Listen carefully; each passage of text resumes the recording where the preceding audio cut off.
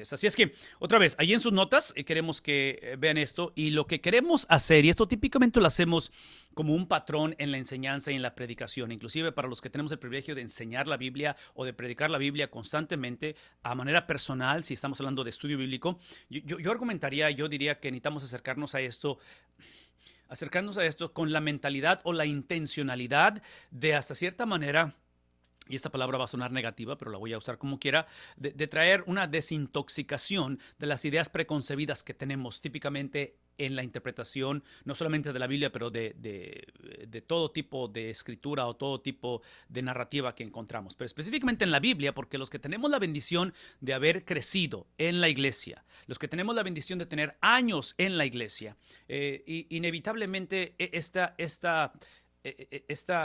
es experiencia de años o tal vez de generaciones de estar dentro de la iglesia, que es una bendición, no lo estoy diciendo negativamente, potencialmente crea otra vez ideas preconcebidas, porque todas las tenemos. Entonces, una de ellas, que yo espero que este curso de Amós nos ayude a reconocerlo y ojalá hasta cierta manera a corregirlo o a sustituirlo, es la tendencia que tenemos sobre todo en la literatura profética. Aquí la palabra clave es profecía.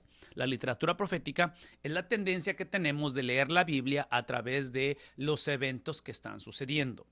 Los eventos que están sucediendo, yo uso la palabra medios sociales porque es obvio que los medios sociales tienen una influencia tremenda en nuestra cultura y son una bendición porque especialmente en medio de una pandemia, lo cual los medios sociales han estado en existencia antes de la pandemia, pero lo que ha permitido los medios sociales es enfatizar la palabra social, no tanto medio. Medio obviamente estamos hablando de un vehículo de comunicación, lo cual es importante y beneficia bastante tener acceso inmediato a las cosas, donde ahora cuando mis hijos están hablando de algún tema o X cosa, ellos dicen es que lo vamos a buscar en YouTube y en YouTube encuentran automáticamente la instrucción para hacer algo, lo cual no estoy en contra, es una herramienta, pero en medio de una pandemia, potencialmente con este aislamiento, estar confinados en diferentes lugares o la falta de reuniones presenciales, lo que ha podido hacer los medios sociales es fomentar precisamente el concepto de socializar. Ahora, es obvio que esta es una plática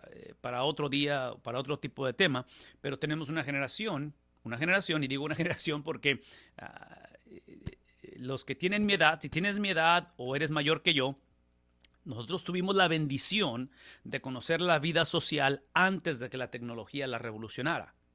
Y otra vez más, no estoy en contra de la tecnología, estamos usando la tecnología ahorita, entonces es obvio que es una bendición, pero ha sido también una bendición, fue una bendición y sigo creyendo que es una bendición el haber socializado o conocido la vida social antes de estos medios que tenemos hoy en día. Y una vez más, esto lo menciono porque cuando pienso en nuestros hijos, pienso en nuestros nietos, muchos de ellos trágicamente, todo lo que conocen son los medios sociales, en cuestión de socializar. E inclusive es donde encuentran el valor de su conexión social. Y otra vez, aquí no estoy condenando a nada de eso, no estoy en contra de eso, simplemente que el riesgo que potencialmente podemos experimentar, y este es a donde voy con esto, es que esa experiencia otra vez, de socializar, de tener acceso inmediato a noticias, a personas, unos a otros, influye en cómo navegamos la Biblia. Entonces, en general, sea la generación mía cuando estábamos creciendo allá en los 80s,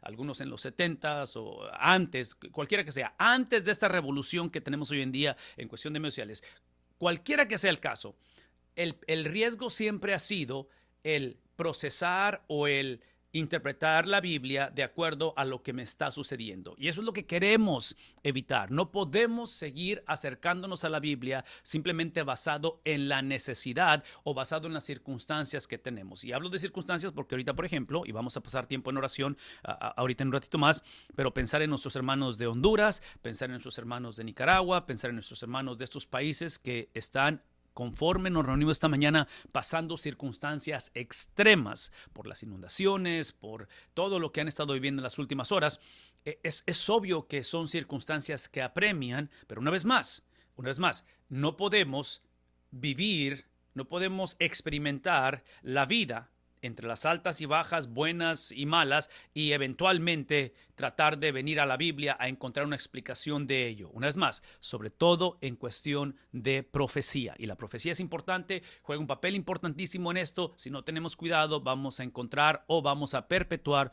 la confusión que hay hoy en día. Entonces, el punto aquí es este, y aquí otra vez en sus notas. El punto aquí es que descubramos o que iniciemos con la perspectiva bíblica. Cuando usé la palabra medios sociales, si ustedes pueden traducirla o conectarla con la cuestión de aplicación. En otras palabras, la aplicación es parte de la interpretación, pero la aplicación no puede ser el motor de arranque de la interpretación.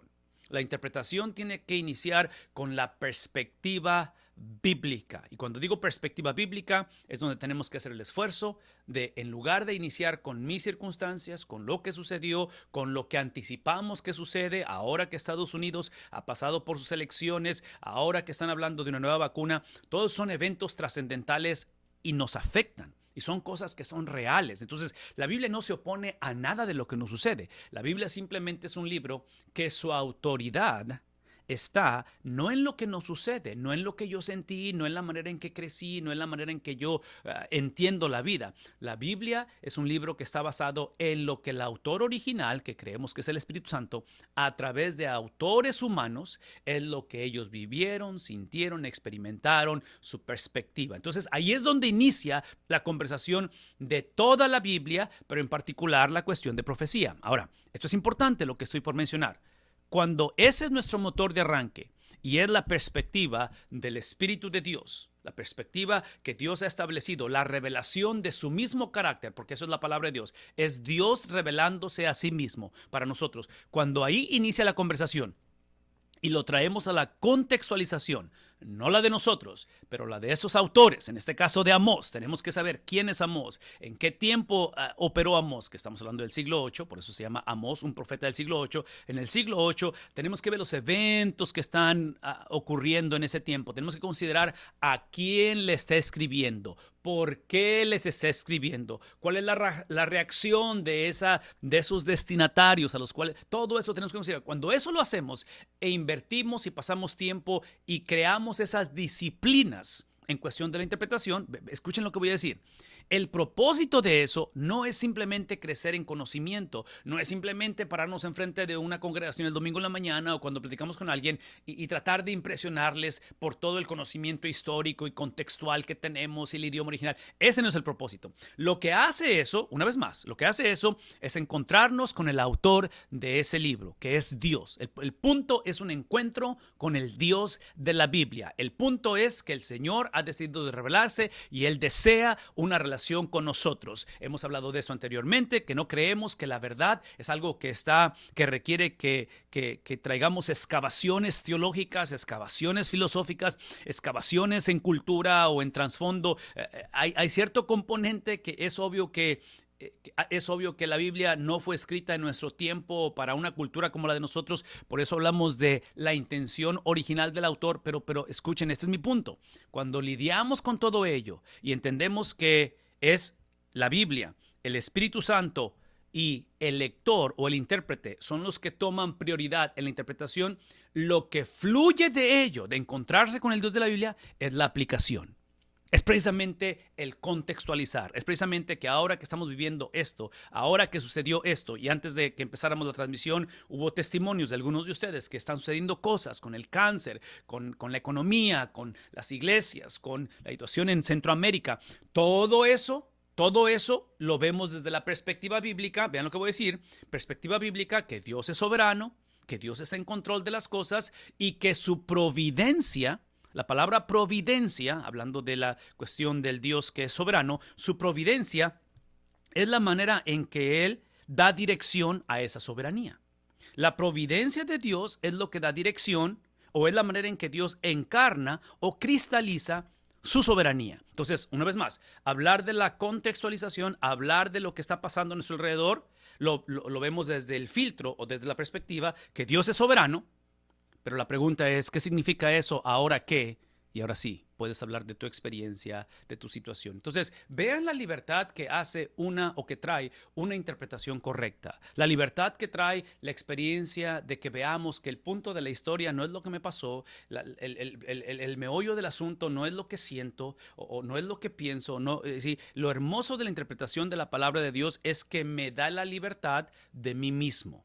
De que mis ataduras típicamente es que yo quiero que todo sea de acuerdo a sea de acuerdo a mi aplicación, lo que yo quiero hacer. Por eso es que enfatizamos, si han escuchado esto de Dr. Bob Utley, porque es de donde sacamos todas estas notas, donde la interpretación de la Biblia o el estudio de la Biblia no puede ser guiado por él. ¿Y qué tú piensas de ese versículo? ¿Qué es lo que tú piensas? E inclusive como predicadores, lo que no podemos seguir haciendo es seguir predicando sermones que reflejen lo que nosotros pensamos de la palabra de Dios. En fin, todo eso es extremadamente importante porque una de las razones que vamos a encontrar a este profeta Amós predicando, profetizando en contra del pueblo de Dios es precisamente porque el pueblo de Dios, los cuales ya habían recibido la revelación de Dios, los cuales ya habían sido destinatarios de la promesa de Dios, los cuales ya están bajo el cumplimiento de la promesa en cuestión de que ya están en la tierra prometida, convenencieramente, vean lo que voy a decir, convenencieramente se les olvidó, convenencieramente negociaron el propósito de ser parte de la promesa, el propósito de ser receptores de la tierra prometida, el propósito por el cual fueron parte de ese legado dado a través de las edades. Entonces, lo que no queremos hacer es acercarnos a este tipo de literatura bíblica llamada profecía e imponer nuestras condiciones, nuestras preguntas, nuestra situación, nuestras dudas, nuestra aplicación a expensas de no saber o a expensas de ignorar o a expensas de que no nos importe el propósito por el cual Dios escoge revelarse a través de este tipo de literatura llamada la profecía. Una de las cosas que vamos a reconocer y que creo que es el producto de ello, ahí en sus notas, es la cuestión precisamente de que la perspectiva bíblica trae la aplicación, pero una vez más, cuando hablamos de aplicación, no estamos hablando de que mágicamente el cáncer se disipa, mágicamente la situación cambia, mágicamente la situación llega a un mejoramiento. ¿Que Dios lo puede hacer? ¿Que Dios lo ha hecho? Sí, sí lo puede hacer y lo ha hecho. Pero aquí está el punto. La bendición de traer esta experiencia de revelación de Dios, que siempre se aplica, una vez más, no sé cómo enfatizar la aplicación, porque la aplicación es el producto de la revelación. La aplicación, el tener la habilidad de hablar con mi hijo, de hablar con mi yerno, de hablar con la iglesia en momentos críticos, esa necesidad que es genuina y que como padres, como abuelos, como novios, como esposas, se tiene y hay un deseo, hay una inquietud, hay algo que estoy poniendo delante de Dios, viendo la necesidad. Eso es el producto de encontrarme con Dios. No puede ser eso el motor de arranque y simplemente voltear y ver a Dios y decir, Señor, ayuda a la situación, o Señor, por favor, transforma la situación. Es como que si nosotros a veces nos vemos como que si nuestra función es informarle a Dios de lo que está sucediendo. Él ya sabe lo que está sucediendo. La bendición de tener acceso a este tipo de literatura es literalmente reconocer que la única persona inspirada donde radica la autoridad no es en el intérprete, no es en mi pasión por las necesidades que hay. La autoridad está en lo que Dios dijo a través de las edades, basado en su carácter, no en el hombre, basado en su esencia, no en la necesidad que tenemos o tendríamos, basado en sí mismo. De tal manera que parte de esta experiencia, que espero que suceda, es que reconozcamos, si están tomando notas es importante, reconozcamos que no hay cosa más que nos beneficia a nosotros como seres humanos, independientemente si creemos en Cristo, si hemos aceptado su salvación, independientemente de quién seamos. Nada nos beneficia más que la persona de Dios. Nada nos beneficia más. Y menciono todo esto porque observen, ahí en sus notas estamos hablando de esa combinación, aquí está el beneficio de Dios, donde entendemos en cuestión de la revelación de Dios y la aplicación, es que pasamos de simplemente temer a las cosas a tener o sentir una reverencia delante de Dios. Yo uso la palabra terror porque sé que es una palabra negativa o tiene una connotación negativa, pero esta cuestión de terror es un poquito más profundo que temor. Y menciono temor porque, una vez más, escuchen mi punto y espero que sea claro lo que estoy diciendo. No sé si me estoy comunicando como debe de ser, y yo sé que los medios sociales y la tecnología nos limitan, porque me encantaría estar enfrente de ustedes y me encantaría estar con ustedes esta mañana y aclarar esto y tomar preguntas o lo que fuera. Pero el punto es esto. Si no tenemos cuidado, muchas de las veces buscamos a Dios por el temor que tenemos a una pandemia, a diferentes circunstancias. Nada malo con eso. Y el Señor se complace en que nos acerquemos a Él, en que le busquemos en la hora de necesidad. Él es nuestro pastor, Él es nuestro Padre Celestial. Él se complace. Pero aquí es el punto.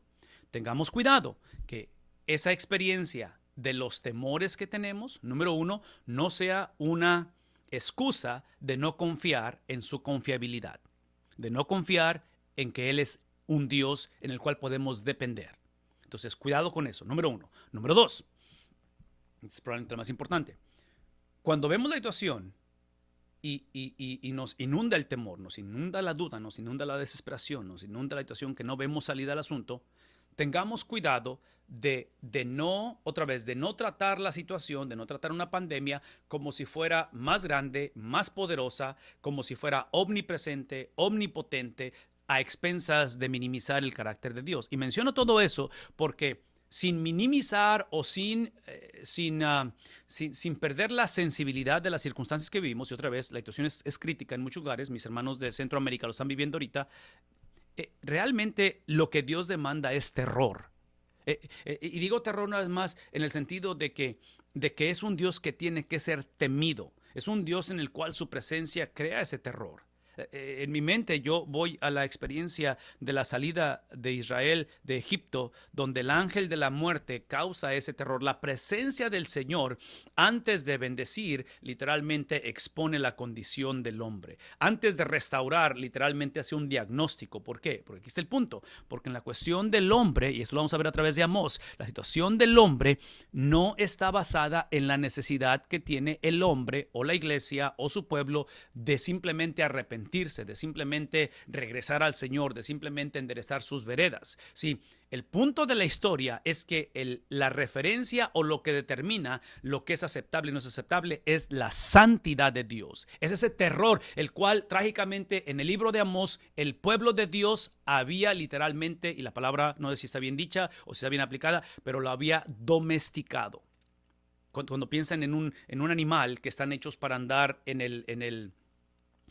el campo, en el monte, en la vida salvaje, hay animales que vemos en el circo que están domesticados. Están haciendo o los hacemos, les quitamos lo que por naturaleza son. Entonces, eso es lo que hacemos o lo que tratamos de hacer con Dios o lo que trató de hacer el pueblo de Israel, en este caso con el Dios de la Biblia. En el libro de Amós se presenta el profeta Amós y dice, no, a quien deben de temer es literalmente al Dios de la Biblia. Otra vez, los ejemplos que pienso en mi mente es la barca donde están los discípulos en esa noche en la cual hay una tormenta, lo cual tienen temor a morir. Cristo está literalmente en la barca durmiendo, tomando una siesta, lo despiertan, le dicen, ¿cómo es posible que duermas? Estás viendo que tememos morir. Él se levanta y con la autoridad suprema de ser literalmente el Dios de la Biblia, estoy hablando de Cristo, Él cesa las aguas, cesa la tormenta y los discípulos pasan de temer a morir a un terror y un pánico, que la expresión es esta: ¿quién es este que aún los vientos y las aguas le obedecen? Entonces, si pudiéramos retomar esa conversación en nuestra experiencia personal de acercarnos a la palabra de Dios, en lugar de, otra vez, el otro lado de la moneda, es simplemente acercarnos a la Biblia como si fuera, no sé, un Google o si fuera una sección amarilla de un directorio telefónico donde estamos buscando simplemente respuestas rápidas a la situación que tengo, a los temores que tengo, como si fuera YouTube para que me dé un video rápido de instrucción. Sí, esa no es la palabra de Dios. Eso no es interpretación de la Biblia. No sé si eso de alguna manera ayude, porque el tema que vamos a tratar en este libro, que no es fácil de hablarlo, es precisamente el juicio de Dios. Es el juicio de Dios. Y aquí está el reto, por favor, y están tomando nota, eso es importante lo que estoy por decir. Cuando hablamos del juicio de Dios y cuando la interpretación de la Biblia está guiada, una vez más, está guiada, la interpretación de la Biblia está guiada por mis eventos, por los eventos que estoy viviendo en mis circunstancias. Cuando ese es el motor de arranque, esta palabra de juicio de Dios, por inercia, la separamos. ¿Qué sería lo opuesto a juicio de Dios? Compasión, misericordia, amor. Yo argumentaría que lo opuesto de juicio de Dios, potencialmente hablamos de justificador. Justificador. Dios demanda juicio y Dios ha provisto al justificador, al que justifica. Entonces, trágicamente, a través de nuestra cultura, a través de la interpretación de la Biblia que no es correcta, cuando el motor de arranque son mis circunstancias, lo que hacemos es que divorciamos este juicio y esta compasión, este juicio y este perdón, juicio y amor. Entonces, todo esto lo estoy mencionando porque, una vez más, porque el libro de Amós va a invertir la mayor parte de este libro, que es un libro pequeño, son 9 capítulos nada más, es un libro pequeño, hablando del juicio de Dios. El argumento que vamos a construir por los próximos 4 miércoles es que el juicio de Dios es una de las expresiones más profundas y tangibles del amor de Dios. El argumento que vamos a descubrir, o el punto que vamos a descubrir a través de Amós, es que el juicio de Dios emana precisamente del amor de Dios. El ejemplo que he usado anteriormente, y no sé si esto va a tener sentido ahorita en ese aspecto, pero es el ejemplo precisamente de como padres, como esposos, como madres, ¿sí? Dentro de nosotros coexiste lo que es amor y compasión, pero también existe ira. Y el sentido, otra vez, de despertar en nosotros algo que existe, y estoy hablando, y el día de ayer, una de las parejas de nuestra iglesia, que son amigos cercanos de nosotros, acaban de recibir a su bebé. Y es su primer bebé. Y cuando vi las fotos de su primer bebé, yo estoy consciente que ambos, como padre y como madre, ahora están descubriendo un ámbito, un área, un componente de sus vidas que antes no conocían. En otras palabras, conoces el amor que tienes por tu esposa, ahora es por los hijos. Pero aquí está el punto. Sea el amor por el cónyuge, sea amor por los hijos, mi punto es ese amor profundo que tenemos por ellos. Si alguien trata de lastimar, si alguien trata de ofender a mi esposa, a mis hijos, por el amor que tengo, van a conocer mi ira. Por el amor que tengo, van a conocer ese aspecto que no es muy placentero. Entonces, traigan eso o traigan ese concepto de un padre, de un esposo que literalmente está dispuesto a dar su vida por su esposa, su vida por sus hijos, en defensa y en demostrar esa ira por protección y por amor, tráiganlo en el concepto de Dios. Entonces, en la cuestión de Dios, cuando hablamos del Dios que es amor, que es misericordia, pero que ejerce juicio, otra vez, estos conceptos típicamente los divorciamos, típicamente no nos gusta verlos en ese sentido casados, pero realmente es lo que hace a Dios ser Dios. Y para el pueblo de Israel, en este caso el reino del norte, va a ser muy difícil que lo podamos entender o que lo puedan entender en su totalidad. Ok, hablando acerca de este juicio de Dios, otra vez que emana de su misericordia, este es un universo moral creado por el Dios de ética. El mundo es un universo moral, el cual, básicamente esto es lo que implica, que seamos un universo creado en un concepto de moralidad, porque Él es un Dios de ética. Gálatas 6:7, cosechamos lo que sembramos. La humanidad, el hombre ha pecado. Por lo tanto, eso es el producto de la revelación. ¿Qué implica ello? Eso implica que este no es el mundo que Dios tenía en mente. Toda la creación, los cuales tenemos conciencia, ¿verdad? Daremos cuenta a nuestro Creador por el don de la vida, lo cual implica que somos mayordomos. Es el concepto de moralidad, es el concepto en el cual estamos hablando de la perspectiva de la Biblia. Y ese es el contexto del juicio de Dios. ¿Qué estamos diciendo? Cuando hablamos acerca de que cosechamos lo que sembramos, es de que no nos podemos sorprender o seguir sorprendiendo del juicio de Dios cuando hemos violado la ética, la moralidad del Dios que creó y estableció esos principios en nuestro contexto. No nos podemos sorprender. Entonces, todo esto lo menciono porque ahí en sus notas estamos entrando en el concepto de la escatología bíblica dentro de lo que es este tipo de literatura. Y lo que quiero que dejemos otra vez como sentado o como las bases antes de lanzarnos a al libro, directamente a los capítulos del libro de Amós, es que dentro de la perspectiva bíblica con respecto a los eventos del fin, que la escatología implica los eventos al fin de la historia, el fin del mundo, si cuando hablamos de esta escatología bíblica, estamos hablando de varias cosas. Número uno es que refleja los pensamientos proféticos del Antiguo Testamento. La escatología bíblica, ¿sí? Cuando pensamos en libros como Apocalipsis, pensamos en libros como Ezequiel, como Daniel, este tipo de literatura, que otra vez, voy a decirlo una vez más, este tipo de literatura escatológica del fin del mundo es un tipo de literatura único dentro de lo que es el judaísmo. Entonces tiene ciertos distintivos que si no los consideramos en la interpretación de ella, nos vamos a meter en problemas, va a haber confusión.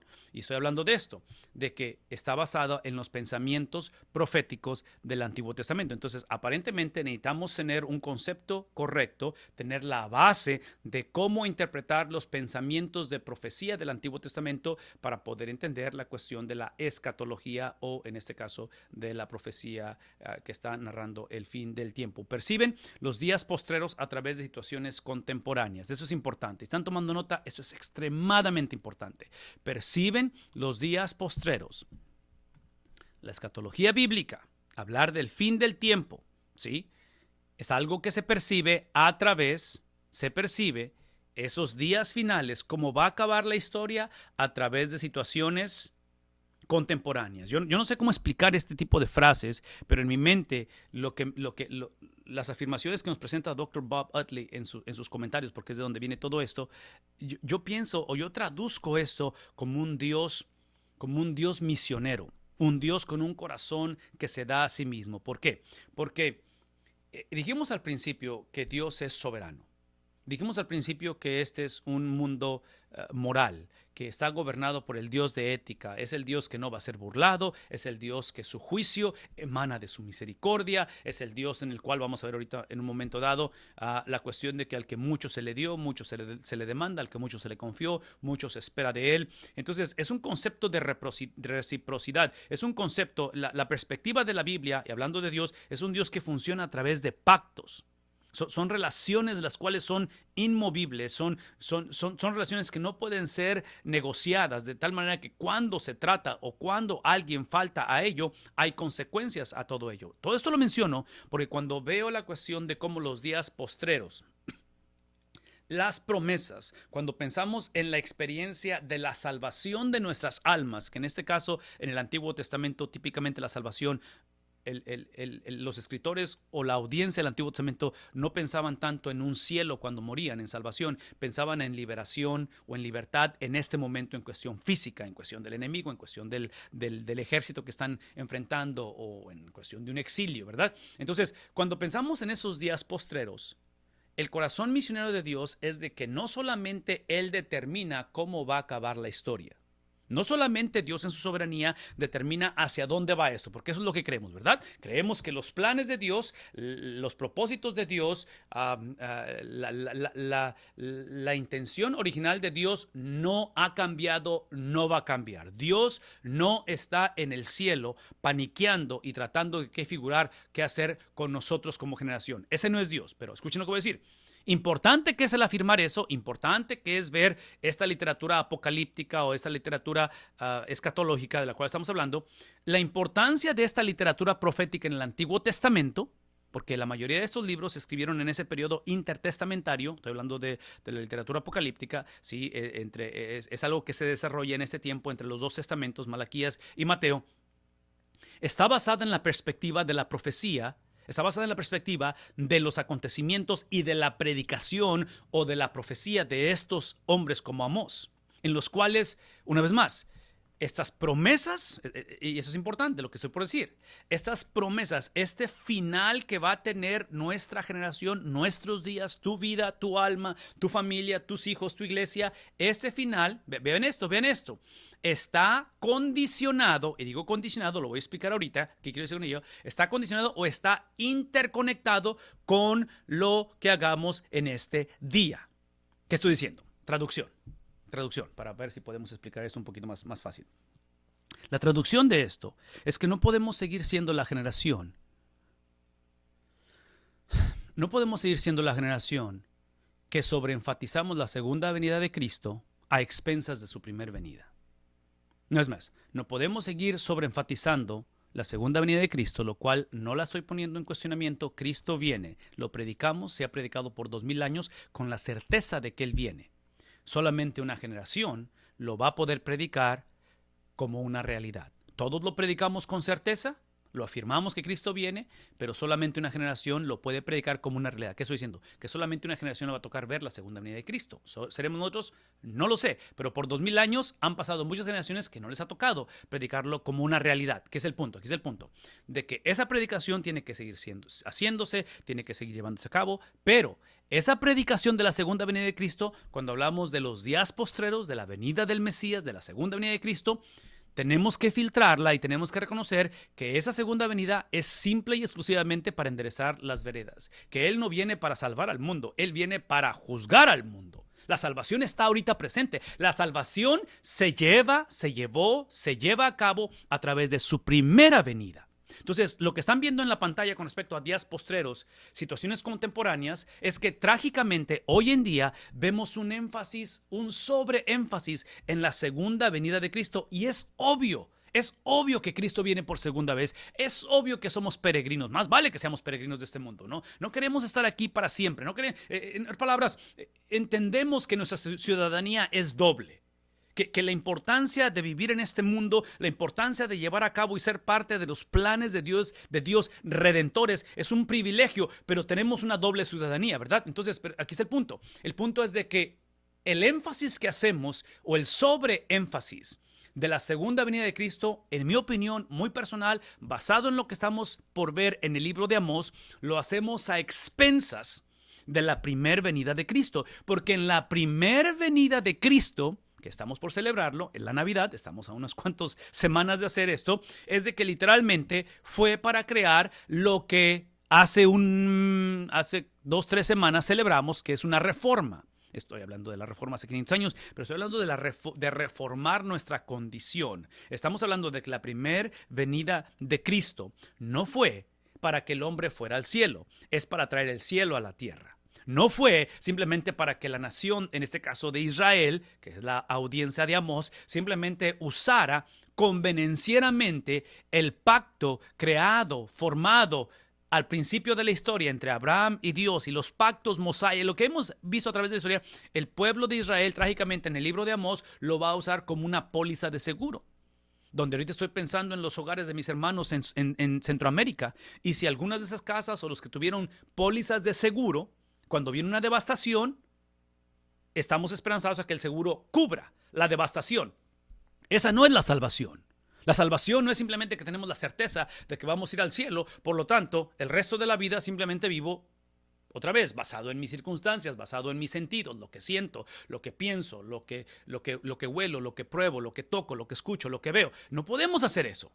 Entonces, en este caso, cuando hablamos acerca de cómo perciben los días postreros a través de situaciones contemporáneas, es la encarnación de que la primera venida de Cristo literalmente está contextualizada con su segunda venida, pero hay una razón por qué son dos venidas de Cristo. Y esta experiencia de vivir la vida, nosotros, estar, a diferencia de ellos están antes de la primera venida de Cristo, están hablando de Amós, pero nosotros que estamos en medio de las dos venidas de Cristo, hay un propósito para ello. Y mientras, voy a decir una vez más, mientras sigamos sobreenfatizando y usemos la segunda venida de Cristo como, otra vez, como una póliza de seguro, que no importa lo que hagamos, no importa lo que creamos, no importa cómo vivamos, como quiera tenemos certeza y seguridad, no solamente de que viene, pero que vamos a ir al cielo, a expensas de, otra vez, de no considerar las situaciones contemporáneas. No sé si eso está claro, pero lo que dice abajo se trata de reformar el presente en este momento. Entonces, la conversación para nosotros con el libro de Amós tiene que no solamente iniciar con un sentido de arrepentimiento, pero observen lo que voy a decir, que espero que lo hagamos, lo enfaticemos, lo vivamos semana tras semana cuando nos conectemos para estudiar Amós, es de que este arrepentimiento el cual es requerido hoy en día en nuestra generación. Es algo que tenemos acceso por la primer venida de Cristo, porque como vino o ha venido como el Cordero Santo de Dios, tenemos la habilidad de arrepentirnos, tenemos el acceso a que si confesamos nuestros pecados, Él es fiel y justo para perdonarnos. Esa es una realidad ahorita. En su segunda venida eso ya no va a ser accesible, ¿verdad? Segunda venida, Él no viene para perdonar, Él viene para llamar a cuentas, para enderezar las veredas, para dar a cada quien su pago de acuerdo a lo que hicieron en este momento. Vean lo que voy a decir. Estamos hablando acerca de la importancia de que el pueblo de Israel en el tiempo de Amós vieron el arrepentimiento como un evento histórico. Vieron el arrepentimiento cuando algo sucedió en el pasado, pero no como un hábito. Entonces, yo argumentaría que parte del problema que hemos creado como predicadores, como iglesias, como padres, la manera en que nos hemos discipulado unos a otros, es que yo creo que esa es la actitud que tenemos hoy en día del arrepentimiento. Lo hemos visto como algo que sucedió en aquel tiempo cuando aceptamos a Cristo. No soy absolutamente nadie para cuestionar tu arrepentimiento y tu encuentro con Cristo. Ese no es mi papel. Lo único que estoy diciendo es que la perspectiva bíblica, no la necesidad que tú sentiste cuando aceptaste a Cristo, la perspectiva bíblica es que el arrepentimiento es un evento y es un hábito. Es un hábito. Estamos por descubrir a una generación del pueblo de Dios que trágicamente, sin ningún problema, endurecieron su corazón. Que tú dijeras, había remordimiento y luchaban porque eran duros o porque... No. Estamos hablando de una generación que con alevosía y desventaja, sin importarles, vivieron vidas en las cuales convenencieramente afirmaban las promesas del pacto en los días postreros a expensas de una vida contemporánea en desenfreno. Entonces, una vez más, voy a decir esto una vez más. Una de las metas de estar aquí cada miércoles, y espero que esto nos motive y nos ayude a indagar y a profundizar nuestra pasión por la palabra del Señor, específicamente por el libro de Amós, es de que no se trata simplemente de que Él resuelva nuestra situación, ya sea ahorita o más adelante. Es literalmente la urgencia de que así como Él es un Dios confiable, así como sabemos que nosotros nos esforzamos no hacia una victoria, pero desde una victoria por su primera venida, ¿verdad? Su segunda venida simplemente otra vez viene a coronar ese esfuerzo, pero esto que estamos haciendo hoy en día está basado en que no estamos luchando hacia, estamos luchando desde su victoria. Pero escuchen esto. Aun cuando estamos haciendo esto, tiene que ser reflejado en una actitud, en un entendimiento que cuando se trata de nuestro estilo de vida, de nuestra idiosincrasia, de nuestra cosmovisión, más vale que el arrepentimiento sea o la reforma de nuestro tiempo, de en este momento, sea un estilo de vida. Déjenme decir esto. Y otra vez, esto lo he mencionado anteriormente, pero esto es algo que necesito enfatizar cada vez que tenga la oportunidad de hablar. Esta cuestión del arrepentimiento, que es el producto, otra vez, es el producto de la fe, ¿verdad? O sea, creemos, nos arrepentimos. El creer es la habilidad de conectar con Cristo, el arrepentirme es la habilidad de desconectarme de lo que estoy viviendo hoy en día, de mi justificación contemporánea, otra vez, el negociar lo no negociable con respecto a mi estilo de vida. Entonces, creo, conecto con Cristo porque es a través de la fe, ¿verdad? Lo que me hace conectar con Cristo, y el arrepentimiento es lo que me hace desconectar otra vez, de todo esto. Ven lo que voy a decir. Tanto fe como arrepentimiento, si están tomando nota, fe y arrepentimiento. Fe y arrepentimiento, ambos son regalos de Dios. ¿Qué estoy diciendo? Que la habilidad de creer, en este caso, en lo que viene más adelante, viendo el caos en que estamos viviendo, la habilidad de creer que Cristo es confiable, la habilidad de creer que Cristo es creíble, esa habilidad viene del Espíritu Santo. La habilidad de pedir perdón, de reformar mis situaciones contemporáneas, esa habilidad viene del Espíritu Santo. Ese es mi punto, Porque, otra vez, yo sé que estos temas son controversiales, pueden ser controversiales y no son populares de hablar. Pero esto que acabo de explicar, de fe como un regalo, arrepentimiento como un regalo, ambos regalo de Dios, implica dos cosas. Número uno es de que ambos eventos, sucesos, no solamente son eventos, pero son hábitos. Y es el concepto de justificación y luego de santificación. Es un estilo de vida. No solamente son cosas que el Espíritu nos da, no son cosas que solamente pero no alteran, no sé cómo explicar esto, no alteran la habilidad del hombre de decidir. Fuimos creados a su imagen y semejanza.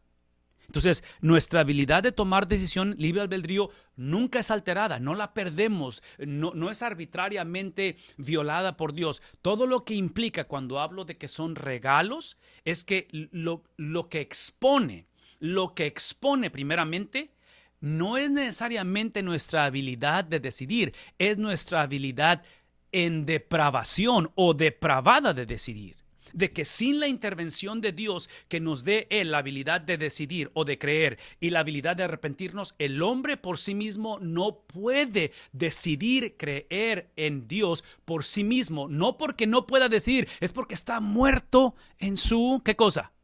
En su pecado. Porque el problema del hombre no son las emociones, no es el intelecto, es el espíritu.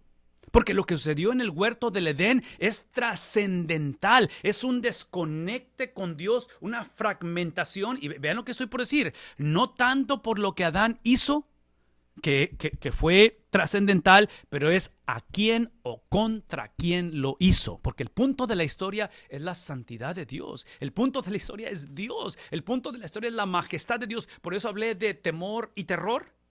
¿Sí? En el huerto, cuando Adán desobedeció, cuando Adán fragmenta y se rebela, Adán pasó de tener terror de Dios, pasó a sentir temor de Dios. Adán, esto es lo que hizo. Adán pasó de confiar en la confiabilidad de la palabra, lo que Dios había dicho, y confió en la palabra de alguien más, que en este caso Satanás, o confió en su propia habilidad. ¿No esa es la historia del hombre? ¿No es el problema tuyo y mío en un momento dado de que empezamos? Por eso la interpretación de la Biblia es extremadamente importante, porque la interpretación de la Biblia no es lo que tú piensas de la palabra de Dios, es lo que Dios piensa de lo que Él ya hizo. Entonces Adán, desde aquel tiempo, fragmenta eso por la majestad de Dios. Entonces voy a explicar esto una vez más, espero que esté claro. Si alguien necesita explicación más en detalle, lo podemos hacer, pero voy a decirlo una vez más. No se trata de que el libre albedrío sea violado.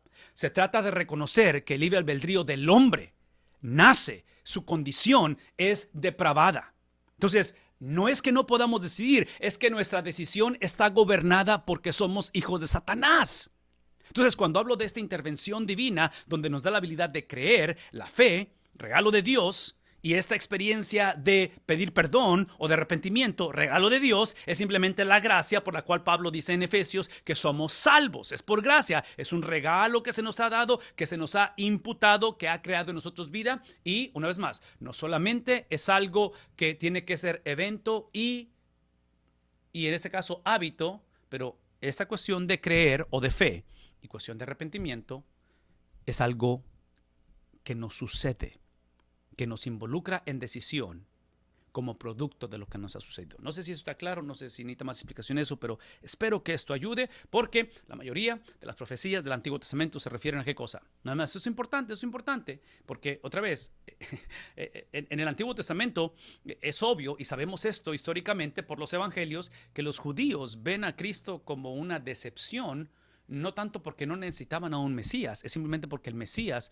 no calificaba en las ideas preconcebidas de lo que el Mesías debería de ser o hacer. ¿Qué estoy diciendo? De que los judíos, cuando leemos la profecía, cuando leemos estos libros proféticos del Antiguo Testamento, ellos están anticipando no un Cordero Santo de Dios, anticipan ¿qué cosa? El León de Judá.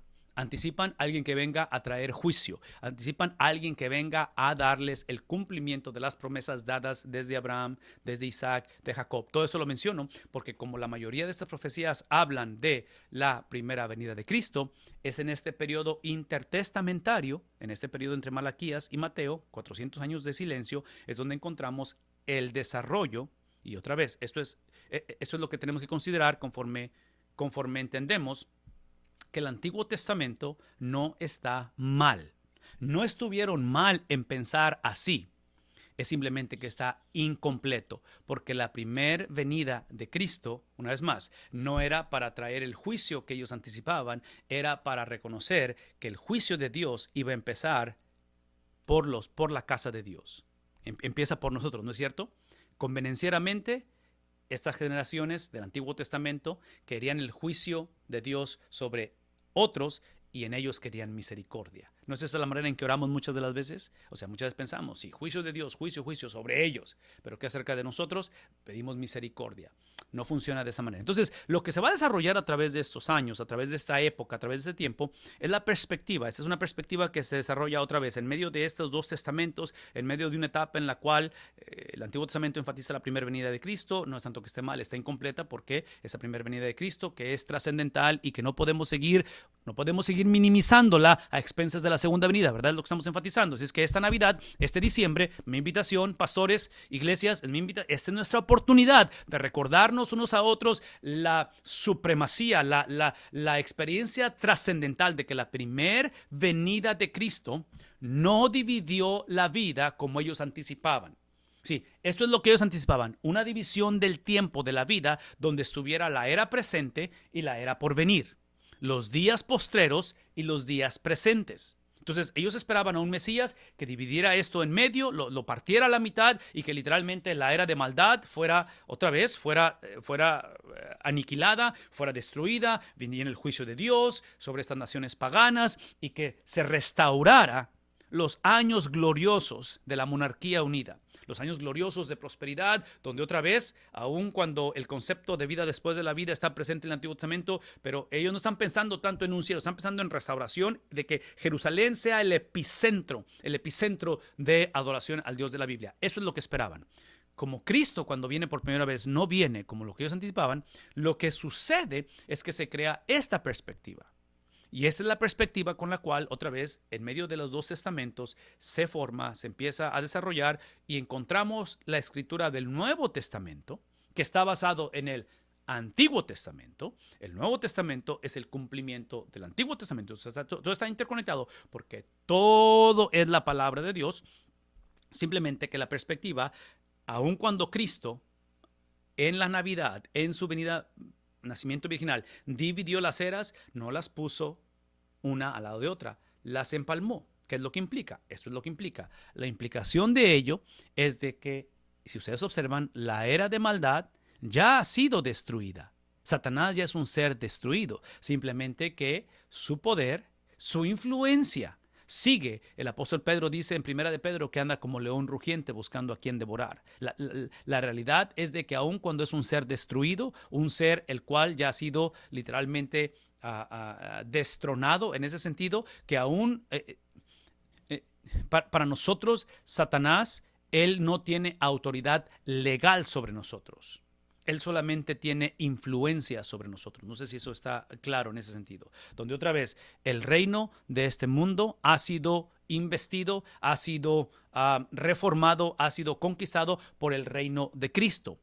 El reto es que estamos en una etapa donde coexisten. El porqué de esto muchas veces no lo alcanzo a entender, pero lo único que mi intuición, no tengo algo que yo pueda decir, esto es lo que la Biblia dice, pero mi intuición de por qué estamos entre esta tensión no resuelta, donde sé que pertenezco y sé que el reino de los cielos ya está en nosotros, ya está presente, pero es obvio que no ha sido consumado, porque viene la segunda venida de Cristo para la consumación de las cosas, pero ya está presente y lo está en medio de un cuerpo que tiende a la carne, ¿verdad? Nuestro cuerpo tiende a la carne. Un cuerpo que trágicamente está siendo infectado por un virus, un cuerpo que va en decadencia y que es vulnerable al cáncer, un cuerpo el cual mi mente muchas de las veces divaga y empiezo con pensamientos que van en contra de mi identidad. Eventualmente, trágicamente, muchas veces pensamientos con emociones empiezan a unirse que van en contra del reino de Dios y dan a luz acciones que tienen que ver con esto. Esa es la lucha de todo cristiano. Véanme tantito. La manera en que yo lo entiendo, y no sé si esto va a ayudar, la manera en que yo lo entiendo, por qué estamos en este estira y afloja, en esta situación como intermedia de tensión, yo tengo la impresión de que Dios nos ha posicionado y ha comisionado a la iglesia para que seamos nosotros el testimonio, seamos la fragancia, el aroma del Cristo resucitado en un contexto que no es ideal, para demostrar que un ser poderoso, que es Satanás, porque es un ser poderoso y supremo, en el sentido de supremacía sobre nosotros, porque es un ser espiritual supremo, ¿sí? Es un ser que va a hacer menos que un ser inferior que somos nosotros, porque no somos exclusivamente seres espirituales inferiores, que vamos a poder hacer más si estamos dependiendo y confiando en la confiabilidad del Padre. Este ser supremo le caracteriza autonomía. Este ser poderoso, que lo es Satanás, le caracteriza que ya ha sido derrotado. Nosotros estamos en esta etapa donde hemos sido investidos por el Espíritu Santo para demostrar que dentro de nuestras limitaciones, y una vez más, Satanás siendo un ser más poderoso, nosotros podemos hacer más al estar conectados con el Dios que tiene su soberanía por encima de Satanás y de todas las cosas. No sé si eso ayude, pero lo único que quiero mencionar es esto, y me voy a mover a lo que sigue. Una de las implicaciones de esto es de que, como estamos en medio de las dos eras, como el reino de los cielos ya ha sido establecido pero no ha sido consumado, aun cuando hemos sido salvos, estamos siendo salvados en cuestión de santificación, pero no hemos sido glorificados, no hemos sido cambiados a su imagen, que sucede cuando la persona de verdad muere. Como estamos en medio de todo ello, vean lo que voy a decir. La promesa de Cristo, el haber recibido a Cristo por primera vez, su primera venida, una vez más, estoy enfatizando la primera venida de Cristo, su primera venida no fue para resolver esta tensión y sacarnos de estar en medio de todo esto. La promesa fue que Él caminaría con nosotros en medio de la tensión. La promesa es que en medio de la situación donde el reporte del doctor no es favorable, y aun cuando Dios tiene la habilidad de sanarme físicamente, no hay garantía de que me va a sanar físicamente en medio de la tensión. Tal vez esta mañana, conforme hablamos introducimos este tipo de literatura, es recordar que al final de la jornada no es tanto que la tensión va a resolverse, no es tanto de que la situación en el hogar va a mejorar. Puede mejorar, oramos para que se mejore. Cualquiera que sea el caso, creemos que Dios lo puede hacer. La promesa es que independientemente que suceda, y digo independientemente, estoy hablando de esta tensión, número uno, es que hagamos el compromiso de vivir vidas que glorifiquen al Señor. Que entendamos que las promesas de ese reino y de la consumación de ese reino están basadas, no sé cómo enfatizar esto, están basadas en la medida en que reformamos el presente. No podemos seguir siendo la generación que afirmamos una segunda venida, afirmamos un reino, afirmamos una victoria, afirmamos en un funeral que está en mejor vida, si la persona, si el individuo, si la familia, si la iglesia, seguimos, como dice el apóstol Pablo en Romanos, seguimos adaptándonos, seguimos conformándonos a los patrones que dice Pablo en Romanos 12 de este siglo.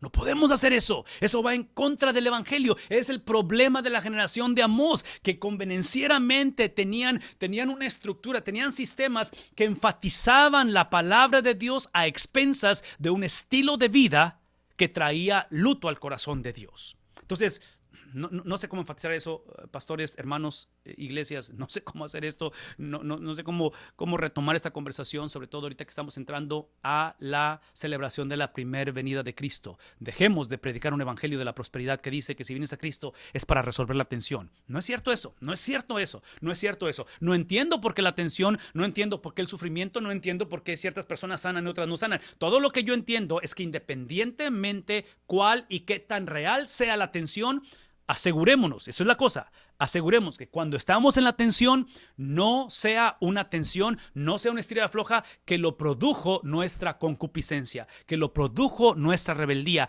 como cristianos, que lo produjo nuestra carnalidad. Asegurémonos que cuando venga la tensión, cuando venga el padecimiento, cuando venga la persecución, sea la misma razón por la cual Cristo fue perseguido, fue acusado, fue traicionado, fue abandonado y eventualmente crucificado. ¿Cuál fue la razón? La razón por la cual Cristo atraviesa todo ello es porque Dios lo estipuló desde antes de la fundación del mundo, es porque la gloria de Dios se manifestó en medio del sufrimiento del Hijo, es porque Dios encontró su beneplácito por la obediencia de 33 años de Cristo. Entonces, su obediencia es el preámbulo de el sufrimiento. Entonces, es obvio que estamos en medio de las eras, es obvio que esta situación es caótica, pero El punto aquí no es qué tanto gobierna Satanás. El punto aquí no es tanto qué tan mal es la situación o qué tanto va a empeorar. El punto aquí es de que una vez más el Señor usa la fragmentación, usa este contexto disfuncional, usa inclusive nuestra rebeldía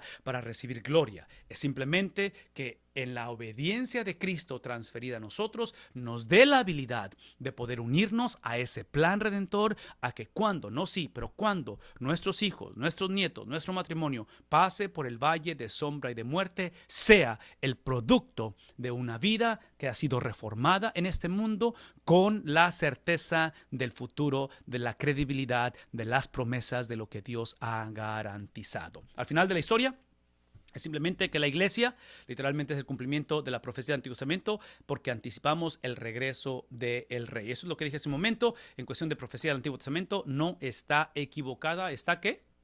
Está tomando nota. Eso es importante. Está incompleta. Es incompleta porque la profecía, Amós, Ezequiel, todos estos libros del Antiguo Testamento están apuntando no hacia una nación, no hacia simplemente la posesión de bienes y raíces que hasta la fecha se la están disputando. No está hablando acerca de un grupo étnico o una raza. Todo eso son vehículos, son importantes. Vean lo que estoy diciendo. El Antiguo Testamento no está convenencieramente apuntando a tu salvación y tu entrada al cielo. Eso está implicado y eso es parte de los beneficios. Está apuntando hacia una persona. Y esa persona no somos tú y yo. Esa persona es Cristo.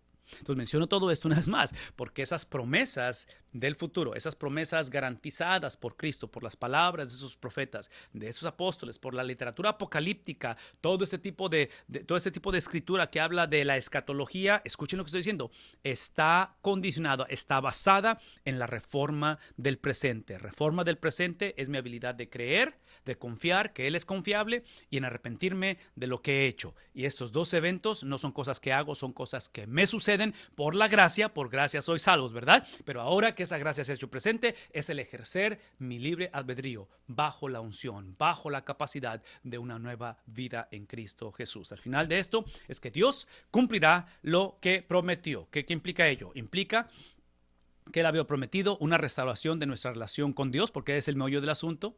Es el punto de la historia, es la restauración de nuestra relación con Dios. No solo, eso implica que no, sí, esa es la razón por qué el Antiguo Testamento está incompleto. El Antiguo Testamento lo que hizo, el pacto, el primer pacto, lo que hacía o lo que hizo es llevar al hombre a un estatus de inocencia, a un estatus en el cual sus pecados eran perdonados. El sistema sacrificial era necesario, el sistema sacrificial era simplemente una antesala, un preámbulo, un vestíbulo de lo que estaba por venir. Lo que estaba por venir no era simplemente inocencia del hombre. Escuchen lo que voy a decir. Lo que estaba por venir, la demanda, el propósito, la razón de todo esto es la justicia de Dios, es la santidad de Dios. Entonces necesitábamos este preámbulo donde mostrara la condición del hombre, donde la ley mostrara que el problema del hombre no es lo que hacemos, es lo que somos. No es más, no es lo que hacemos. Nuestros pecados no nos hacen pecadores. Es porque somos pecadores que pecamos. Es lo que hace la ley.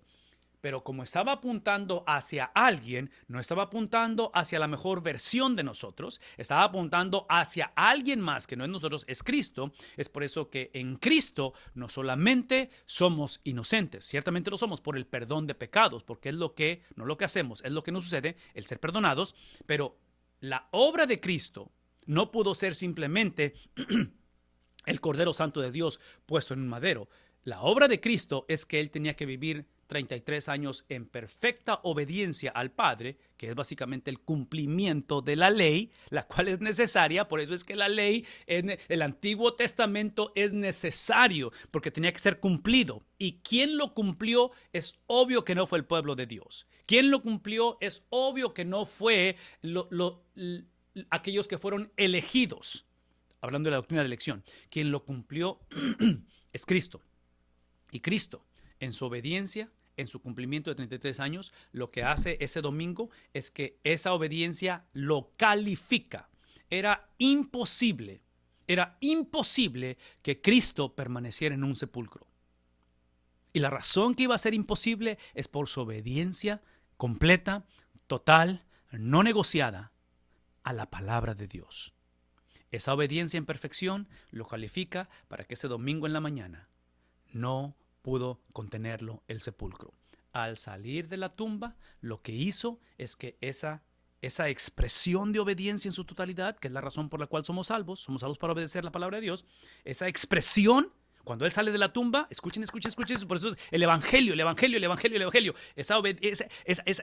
esa expresión de justicia sacado de entre los muertos, nos la ha transferido a nosotros.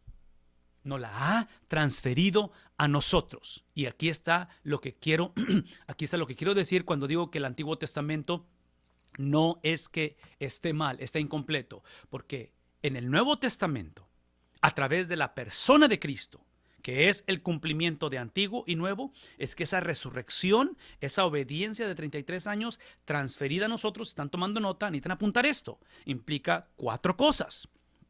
Número 1, legalmente somos inocentes. No estoy hablando, Iglesia de Cristo, escuchen lo que estoy por decir, no estoy hablando de que te sientas o nos sintamos inocentes.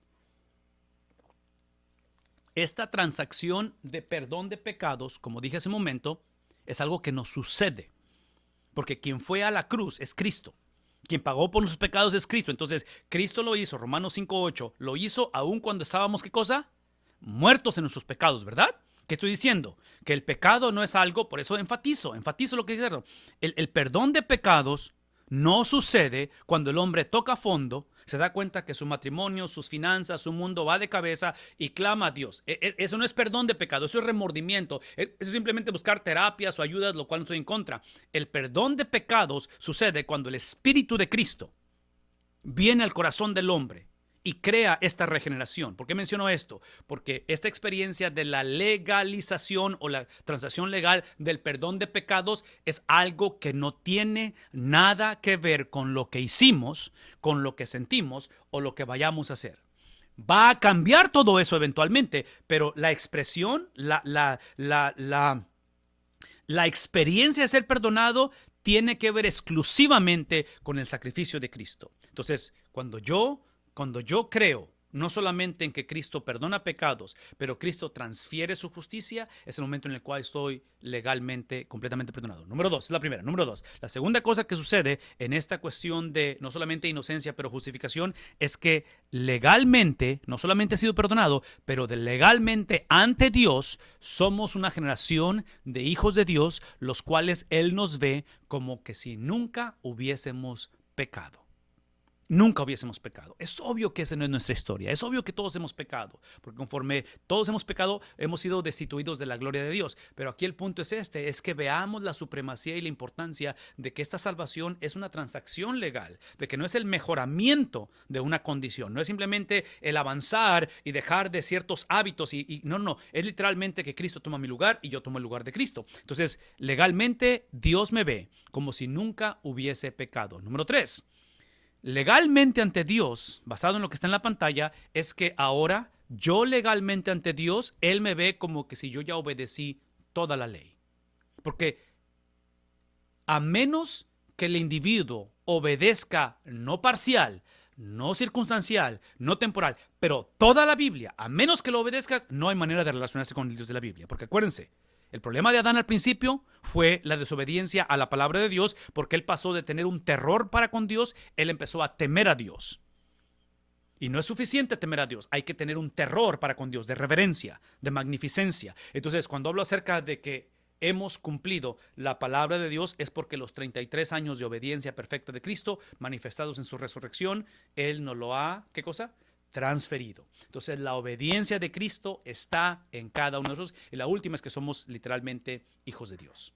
Esa es la última. Entonces, inocencia, nunca hemos pecado, cumplido la Biblia completamente, ya la cumplimos. Y la última es literalmente la cuestión de que somos hijos de Dios. Otra vez, todo lo que estoy hablando son cuestiones de legalidad, son transacciones legales, como en un banco cuando es una transferencia de un depósito y pasas dinero de una cuenta a otra, es una transacción legal, ¿verdad? No ves el dinero, no te sientes que no tienes dinero porque estaba en el banco, o tienes más dinero, no lo sientes, pero literalmente ha sucedido. Es lo que estamos hablando aquí.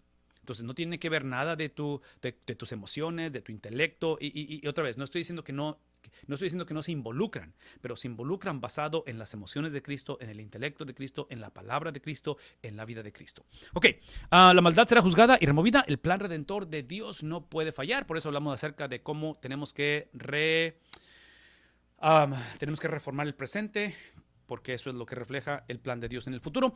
La perseverancia del hombre, eso es importante, es importante. Puedo predicar otro sermón aquí, no lo voy a hacer, tengo que avanzar. La perseverancia del hombre es el resultado del Dios que decide, ¿qué cosa? Preservarlo. No es más, la perseverancia del hombre es el producto del Dios que decide preservarlo. No sé si necesita explicación eso, pero es simplemente entender que sin quitarle crédito a aquellos que perseveran hasta el fin, sin quitar crédito el hecho de que has pastoreado todos los años, de tu matrimonio que lleva varias décadas, en fin, cualquiera que sea la manifestación de perseverancia, no quitamos el crédito de nada de ello, pero literalmente es el entender que la perseverancia tuya y mía ha sido el producto del Dios que escogió preservarnos. Una vez más, no sé cómo enfatizar esto, pero no está implicando que el libre albedrío es violado o que el hombre pierde su habilidad de decir. Es simplemente que a través del empoderamiento, de la plenitud, de la saturación, de la llenura del Espíritu de Dios, es como el cristiano tiene la habilidad de hacer esto. ¿Qué estoy diciendo? Simplemente estoy hablando del Dios que en su soberanía, el Dios en sus designios, el Dios el cual usa una vez más esta providencia, que la providencia es la manera en que Dios cristaliza su soberanía, es la manera en que Él nos ayuda a entender que la fe es un regalo de Dios y que fe es simplemente la habilidad dada por el Espíritu Santo de confiar en la fidelidad de Dios. Hablamos de la interpretación de la Biblia, que tenemos que tener cuidado con esto en cuestión de interpretarla literal, la Biblia, porque mucha gente dice si lo dice ahí es para creerlo, ¿verdad? Otra vez, hay partes que son literales, hay partes que son prescriptivas, hay partes que son descriptivas. ¿Cómo saber cuál de ellos? Necesitamos una metodología, cómo identificar, especialmente a nivel profético, ¿verdad? En la profecía. Entonces hablamos acerca de la autoridad bíblica. En la autoridad bíblica todo lo que creemos es esto, esta es la autoridad de la Biblia, ¿ok? Es hablar de lo que el autor dijo, lo que el autor implicó, lo que los destinatarios entendieron de lo que el autor dijo y lo que el autor implicó. Una vez más, esta es la autoridad bíblica. Es independientemente de lo que yo pienso, mis circunstancias, mi idiosincrasia, de dónde vengo, mi teología, mi seminario que fui, eso entra en la aplicación, pero en la autoridad, en la inspiración, en entender que la autoridad reside en el autor original, que es el Espíritu Santo, es que tenemos que indagar qué dijo el autor, qué dijo Amós, entender qué es lo que implicó Amós con respecto a lo que dijo, entender que en este caso los destinatarios de Amós son las 10 tribus del norte. ¿Entendieron de lo que Amós dijo e implicó? Ahí está la autoridad bíblica. Por lo tanto, profecía depende de respuesta humana. ¿Sí? ¿No? ¿Conmigo? Una vez más, profecía depende de respuesta humana. Una vez más, porque las promesas del futuro dependen de una reforma del presente. Una vez más, las promesas del futuro dependen de una reforma. De otra manera, si esto no es cierto, si esta tensión no es cierta, entonces seríamos universalistas. Es la clásica de que todos van al cielo, de que nadie va al infierno. Si hay un Dios, es un Dios que es misericordioso. A todos los va a dejar entrar. No, porque el punto no es la salvación del hombre. El punto es, ¿qué cosa? El carácter de Dios. El punto no es la necesidad que tenemos. El punto es el Dios que Él ha estipulado, ha determinado cómo relacionarse con el hombre. Toda profecía debe de cumplirse y la respuesta es no. No toda profecía. ¿Por qué? Porque se profetizó que Nínive iba a ser destruida y no fue destruida. Dios tuvo misericordia de ellos, ¿no es cierto? En fin, todo esto lo mencionamos porque otra vez, en cuestión de diferencias entre Israel y la iglesia, otra vez, aquí es donde entramos en este... Bueno, no queremos meternos en este tipo de cosas, pero es la confusión que hay hoy en día en cuestión de enfatizar a la nación de Israel o los judíos como algo supremo, como tipo de supremacía. Y puse aquí primera división y segunda división porque es la manera de usarlo. Cuando piensan en fútbol, soccer, en nuestros países, hablamos de una primera división, segunda división. Sí, otra vez, como cristianos, pastores, judíos en este caso, o la nación de Israel, no existe cuestiones de jerarquía. Existen diferencias de función, como es en el hogar. El padre tiene una función, la madre tiene una función, los hijos tienen una función en el hogar y es lo que hace que el núcleo funcione o Dios estipula las funciones de cada quien, pero eso no altera el valor del individuo, no altera en este caso la razón de su existencia o en este caso otra vez la habilidad que tiene de ser de ser, en este caso, un hijo de Dios o creación de Dios, pero simplemente que hoy en día tenemos un montón de interpretaciones que crean esas divisiones que no, inclusive para los reformadores hace 500 años, cuando decidieron traducir la Biblia y dársela al pueblo, la iglesia le advirtió a los reformadores: si ustedes hacen eso, si ustedes le dan la Biblia al pueblo, van a abrir un océano de confusión en interpretación, lo cual fue cierto. Y por eso hay mucha confusión hoy en día, porque todo el mundo interpreta la Biblia conforme pensamos. Pero aquí está la contraparte. La contraparte era simplemente continuar, hace 500 años, tiempo de la Reforma, continuar esta manipulación donde si tú querías tener acceso a la palabra de Dios, la autoridad de Dios estaba exclusivamente ¿en quién? En el clero, en aquellos que eran los profesionistas, en aquellos que manipulaban el sistema, y es obvio que ese nunca fue el plan de Dios. El propósito de la salvación o de la elección en el Antiguo Testamento es para servicio y en el Nuevo Testamento es para similitud a Cristo. Esto implica, vean esto, si es el propósito por el cual somos salvos, es el propósito por el cual Israel fue elegido. Una vez más, en el libro de Amós, como es el resto del Antiguo Testamento, y en el Nuevo Testamento, trágicamente, el pueblo de Dios en el Antiguo, la iglesia en el Nuevo, y 2000 años después, como decimos acá en México, no cantamos mal las rancheras, es que afirmamos la doctrina de la salvación, afirmamos la doctrina de elección a expensas de que nosotros queremos definir la razón por la cual. Entonces, no cuestionamos cómo es que somos salvos. Es a través de la fe, no por obras para que nadie se gloríe, ¿verdad? A través de Cristo Jesús. Simplemente queremos el libertinaje de decir, esta es la razón por la cual soy salvo. No funciona. En el Antiguo Testamento es para una vida de servicio, el Nuevo Testamento es para caminar en similitud a Cristo. ¿Qué implica ello? Lo que implica es que Israel, como la iglesia, como tu hogar, como tu vida,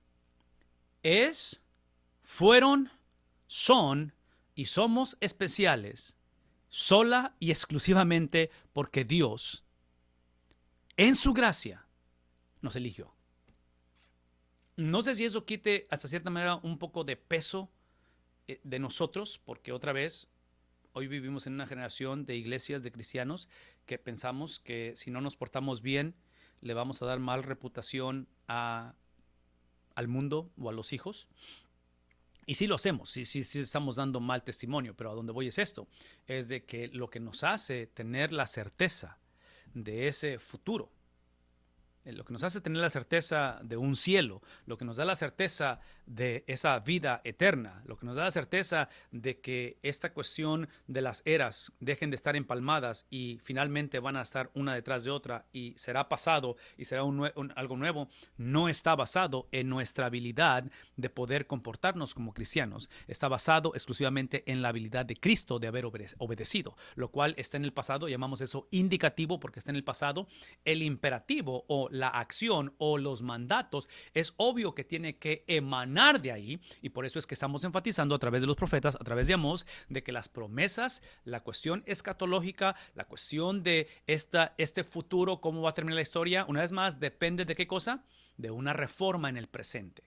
Entonces, esta obediencia de la cual somos llamados a hacer hoy en día, y que Israel, la nación de Israel, el pueblo de Israel, las 10 tribus del norte van a rehusar hacer, trágicamente trae consecuencias. Para elegir a otros. Entonces, otra vez, nos eligió para elegir a otros, ¿verdad? Génesis capítulo 15, 1 Pedro capítulo 2, cuando habla acerca de cómo es que somos una nación santa, real sacerdocio, pueblo escogido por Dios. Toda esa cuestión de cómo nos describe, que nos hace ser especiales, somos un pueblo especial, en fin, todo eso está basado no porque lo somos, está basado que aunque lo somos porque Cristo lo fue. Entonces, como Cristo nos ha transferido su vida, una vez más, recuerdan esto lo que expliqué hace rato, nos transfirió su justicia, nos transfirió su obediencia, nos transfirió su persona, ¿verdad? Nos lo transfirió. Entonces, como ahora nuestra identidad está basada en Cristo, observen esto, Cristo, todo lo que hizo fue para redención del mundo. Entonces, esa transferencia es para unirnos a los planes redentores que Él tenía establecido desde antes de la fundación del mundo. Entonces, cuando hablamos acerca de cómo somos especiales, sí lo somos, pero somos especiales porque nos hemos unido al plan especial de Dios. Una vez más, somos especiales no porque hemos cambiado, no porque sentimos un llamamiento, no somos especiales porque dejamos ciertos hábitos y ahora tenemos una certeza de que vamos al cielo. Eso no no es la razón que somos especiales. Eso es lo que produce el ser especial.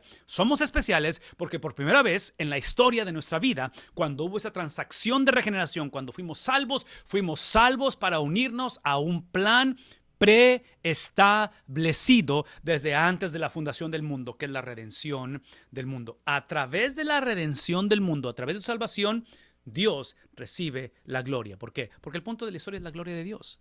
Porque el punto de todo esto es la gloria de Dios. Porque lo que más nos beneficia es la gloria de Dios. ¿Qué tipo de autoridad tenemos con respecto a las consecuencias de vivir en un mundo gobernado por Génesis capítulo 3?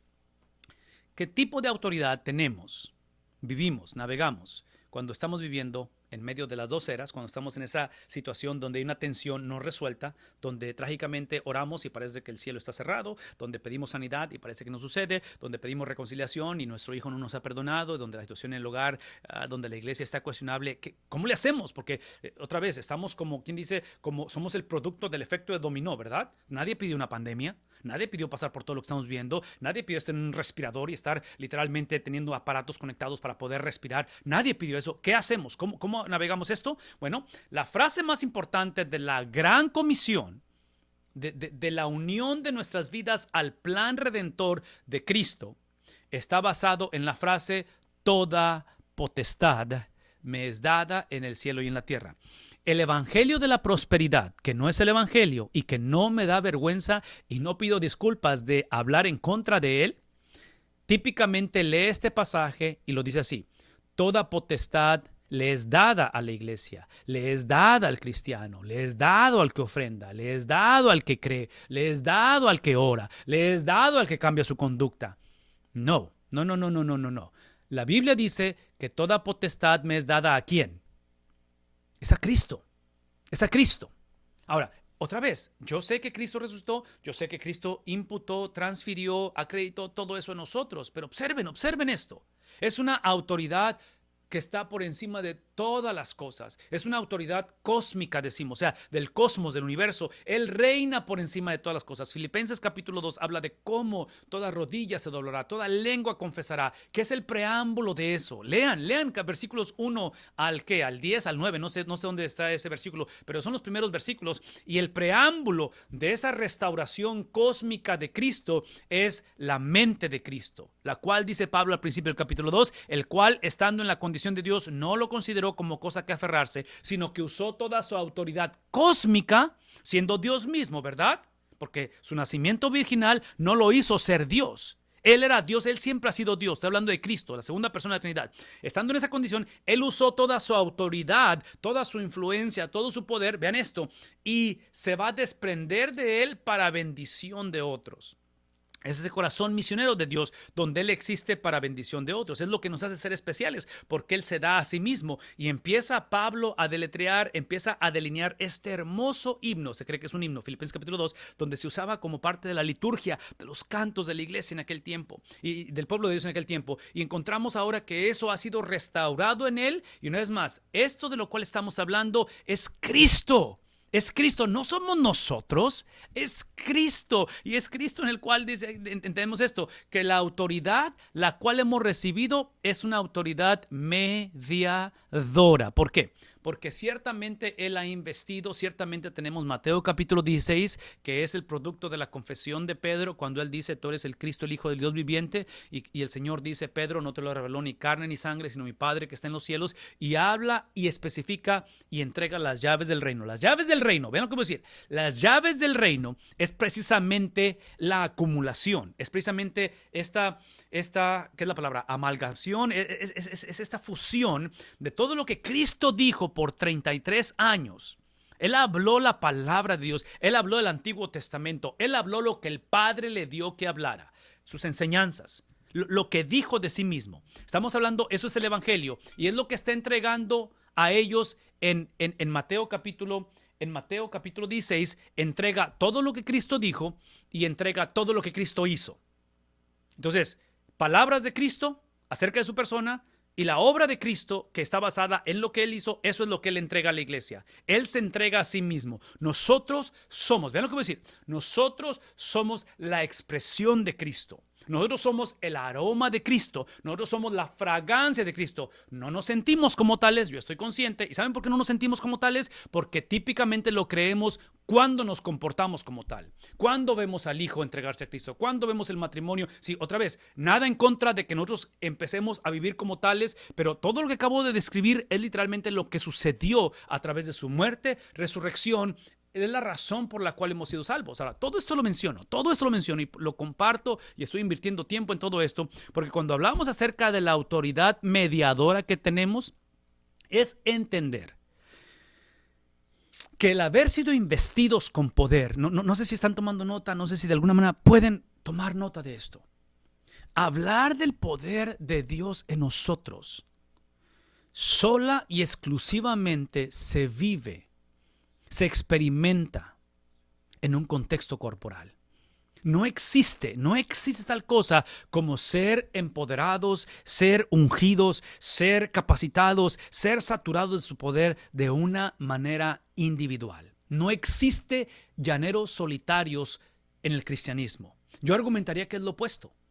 Un cristiano que vive aislado, que vive separado, que vive apoyándose en su propia teología y su propia interpretación y su propia manera de vivir, es exactamente lo opuesto a esa autoridad. ¿Por qué? Y escuchen lo que voy a decir.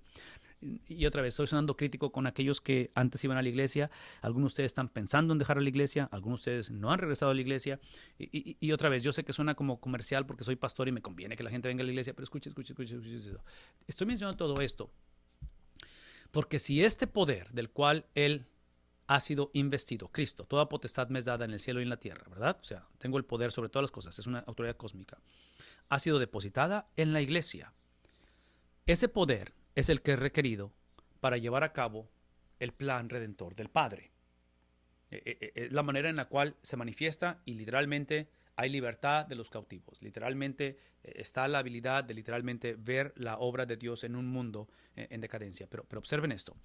Esa tarea, ese poder, se experimenta, se recibe en una vida en un contexto corporal y se experimenta en un contexto corporal. No sé cómo enfatizar la importancia de la iglesia. Mi imagen, la imagen en mi mente, que queda grabada, queda penetrada, queda sellada, queda incrustada en mi mente, es la imagen de la noche que Cristo va a ser traicionado, que va a ser entregado, que va a ser traicionado. Está en el aposento alto celebrando la Pascua.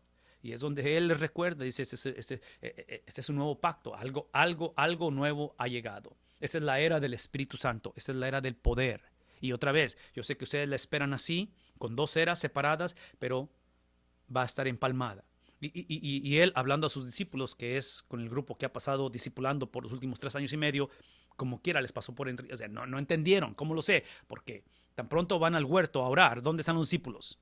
Exactamente dormidos. Entonces, escuchen lo que voy a decir. Es en esa experiencia donde Él está otra vez. Muchos piensan que ahí es donde nace la iglesia. Muchos piensan que la iglesia nació en Mateo capítulo 16, donde entregó las llaves, donde le dijo a los apóstoles que las puertas del Hades no prevalecerán contra ella. En fin, el punto es este. Que estando en esa condición, estando hablando acerca de cómo este pan representa mi cuerpo, que por vosotros va a ser partido, esta copa representa mi sangre, que por vosotros va a ser derramada, porque es la expresión del nuevo pacto. Es en ese contexto donde Él está hablando acerca de algo nuevo, donde Él tiene la autoridad de anunciar la llegada de algo nuevo. Es exactamente ahí, en ese contexto de intimidad, de celebración, donde está construyendo en ese legado que es el Antiguo Testamento, que es la palabra de Dios, que es la Pascua, ¿verdad? Es la libertad, la salida de Egipto, es la creación de algo nuevo. Finalmente está llegando a su cúspide, está llegando a esa experiencia donde los discípulos están anticipando y están contentos y diciendo, Maestro, contigo hasta el fin. Es ahí donde Él tomó un contenedor de agua, toma una toalla, va alrededor de la mesa, incluyendo a Judas, lava los pies de los discípulos. ¿Cuál es el punto? Ese es el punto. Que cuando Él afirma que Él tiene toda potestad, la cual me es dada en el cielo y en la tierra, es el tipo de potestad que el Padre estableció desde antes de la fundación del mundo. Es una potestad, es una autoridad, es una influencia misionera. Es la autoridad que van a ser ustedes investidos, Cristo hablando, en Hechos capítulo 2, Pentecostés. Pero cuando sean investidos, Cristo está diciendo, no se olviden de este momento. Pedro, Tomás, Mateo, el día va a llegar. El día va a llegar que cuando ustedes hablen, demonios van a salir. El día viene que cuando ustedes oren, el cojo se va a levantar. El día viene que la sombra de ustedes va a resucitar a los muertos. No se olviden que esa investida, esa expresión del espíritu de esta nueva era en ustedes es para otros. Es obvio que en cuestión de horas lo va a manifestar estando en la cruz. Y literalmente va a decir, ¿por qué me has desamparado? Va a decir, Padre, perdónalos porque no saben. O sea, la manera en que los evangelistas, hablando de los evangelios, están narrando todo esto es simplemente la manera en que Cristo penetró su teología, penetró su corazón. Y ustedes y yo sabemos la historia. A partir de ese Hechos capítulo 2 empieza un movimiento, surge algo que 2000 años después, aquí estamos. La oración es de que 2000 años después de hoy, si Cristo no viene, 20 días de hoy, 20 meses de hoy si Cristo no viene, que esas generaciones que a lo mejor no nos toca conocer, esas personas por las cuales oramos ahorita, por los hijos de nuestros hijos, puedan ver y conocer ese poder de Dios, porque fuimos una generación, así como estos apóstoles, que al ser investidos con su poder, al ser ungidos con su espíritu, ha sido para atender, ha sido para darnos, ha sido para manifestar esto que Cristo anticipó en la Gran Comisión. Así es que yo no sé de qué manera podemos hacer la conexión en esta mañana, donde tengo aquí la gráfica del Antiguo Testamento, y cuando digo Antiguo Testamento ustedes la conocen, la han visto, así es que la voy a compartir rápidamente, porque esto es importante y es algo necesario que la tengamos. Déjenme ver aquí. ¿Dónde está mi gráfica? Mi gráfica, aquí está.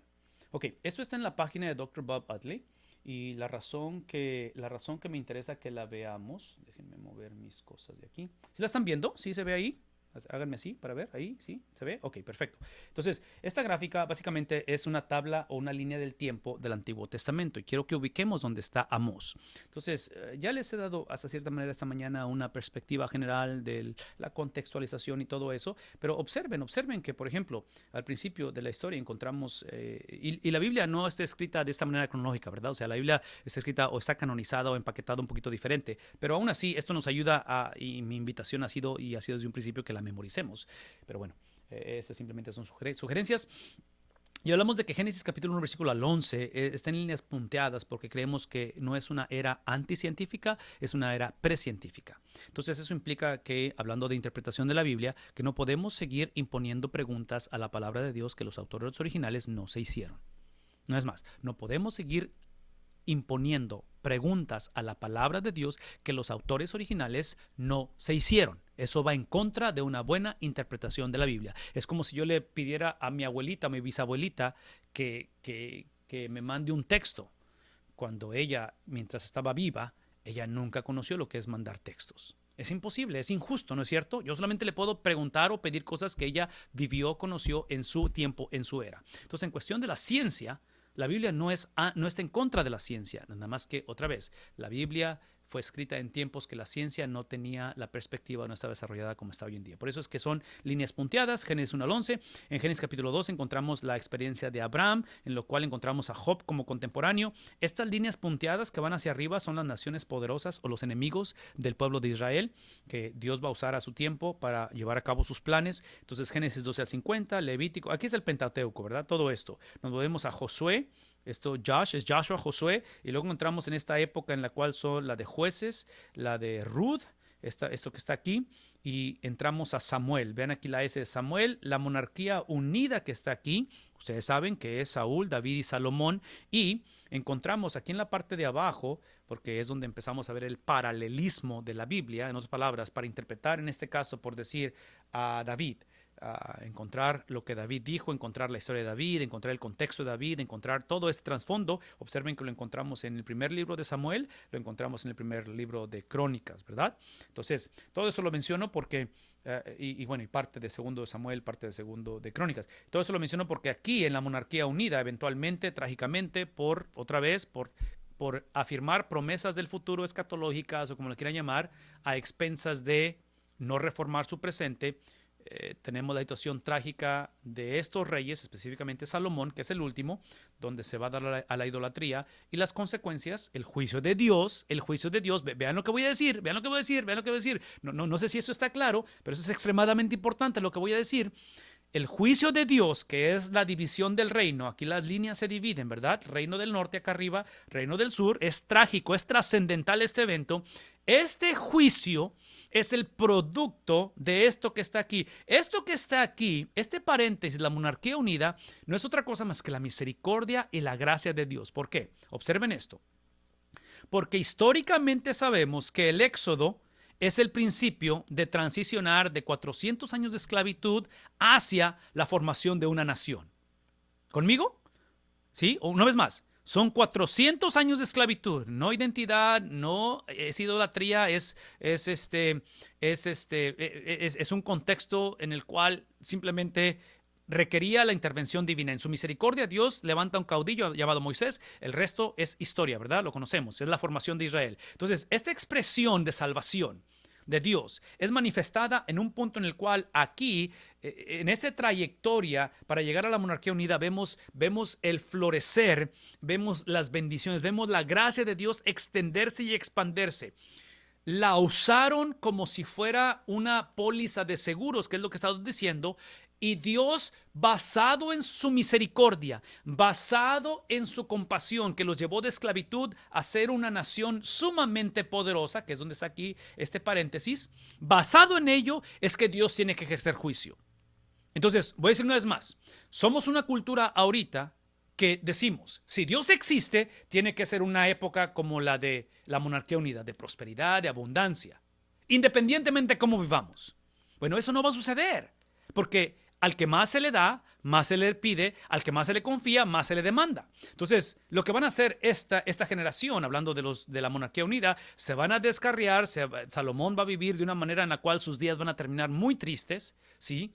Y trágicamente viene el juicio. Entonces, no sé si eso está claro porque estoy enfatizando el juicio de Dios, porque el libro de Amós es mucho juicio, pero el juicio emana de la gracia y la misericordia de Dios. Entonces, cuando se divide el juicio, otra vez, esta gráfica está en la página, se las voy a mandar, se las puedo mandar, es un documento de PDF, la cual literalmente es el reino del norte, que es Israel.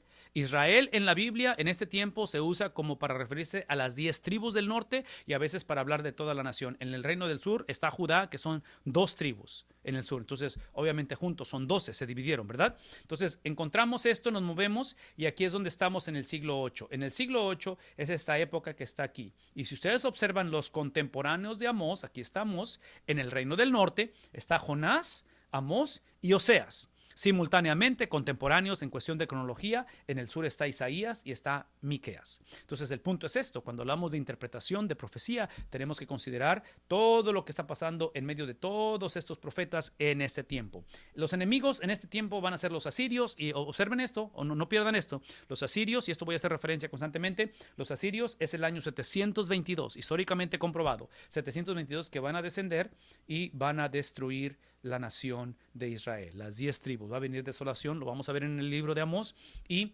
trágicamente van a ser llevados a exilio. La devastación es tal, las promesas se cumplen del juicio de Dios, de tal manera que esta parte del pueblo de Israel nunca vuelve a ser la misma. Estas ciudades van a ser desoladas en extrema condición.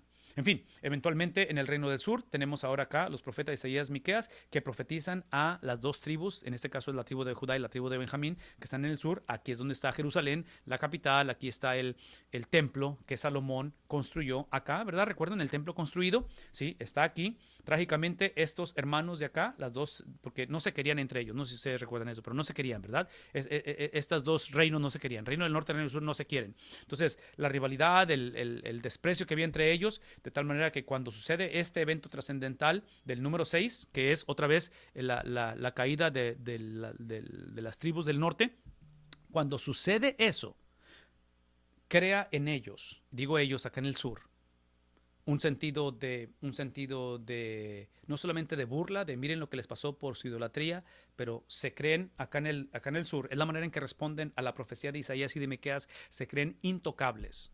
Se creen que a ellos no les va a pasar. La historia nos narra que aproximadamente 150 años después, esto es el 722, cuando sucede el primer exilio del Reino del Norte, es en el 586 que sucede trágicamente el exilio del Reino del Sur. En el tiempo en el cual está Jeremías, Ezequiel, Daniel, Nahum, Habacuc, Sofonías. Entonces pasamos del siglo 8, nos movemos hasta este siguiente siglo y trágicamente viene el exilio a través de los babilonios.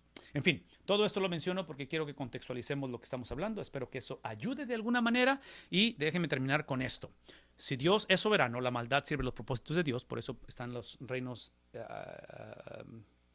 reinos paganos o reinos sin temor a Dios que están arriba de la gráfica, y creemos que la maldad, y no solamente la maldad, pero todo sirve los propósitos de Dios, ¿verdad? Porque dijimos de Filipenses que toda lengua confesará y toda rodilla, ¿qué dijimos? Se doblará. Entonces, la soberanía de Dios nunca ha dependido de la habilidad del hombre de creer en Dios o someterse a Dios. No sé si eso es importante para alguien esta mañana.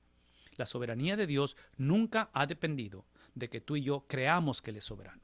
Él es soberano, eso no cambia, eso no altera absolutamente nada. Es simplemente que como estamos entre las dos eras, entre las dos venidas, ahorita la soberanía de Dios se traduce y se presenta como misericordia, como compasión. Por eso es que, una vez más, ahorita está el mensaje que tenemos dado en Amós, que en Amós el profeta está advirtiendo, está profetizando, está anunciando, está diciendo enderezad los caminos, está diciendo regresen a mí, está diciendo dejen la idolatría.